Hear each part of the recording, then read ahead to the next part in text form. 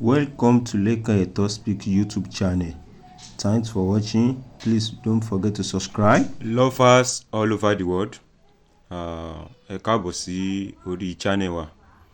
Nǹkan tí a tún fẹ́ discuss nínú fídíò wa ilé gẹ́gẹ́ bí ẹ ti mọ̀, òwe náà ni. Olówe mòwe lẹ́kan ẹ̀tọ́ mẹ́ni tó ń bá wí.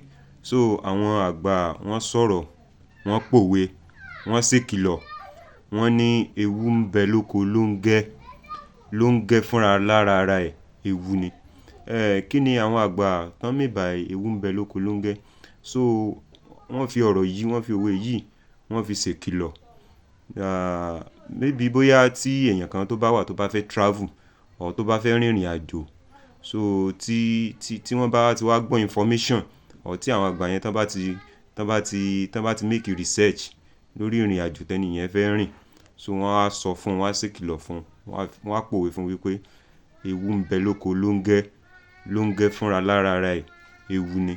So àwọn olóyìnbó wọ́n bá wa express ẹ̀ wípé there is danger at longe farms. So longe is a name of a Yorùbá legend. So wọ́n á sọ pé longe himself is a danger. So wọ́n tún express ẹ̀ wípé you should be extremely careful of a situation that have a past or of history of danger. So àwọn Yorùbá wọ́n gbọ́n púpọ̀ because